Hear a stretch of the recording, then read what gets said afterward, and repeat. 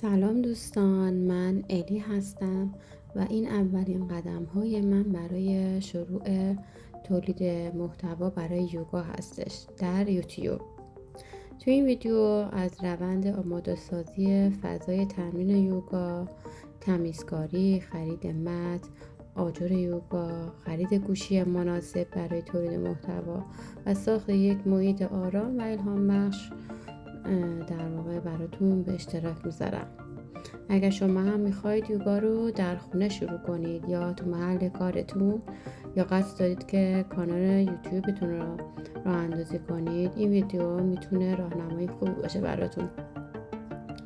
هدف من ایجاد یک فضای دوستانه و واقعی برای تمرین یوگا توی هر زمانی از روزه، توی هر کجایی که هستید. اگر دوست دارید توی این مسیر همراه من باشید، کانال رو سابسکرایب کنید و منتظر ویدیوها و آموزش های بعدی من باشید. خوشحالم میکنید.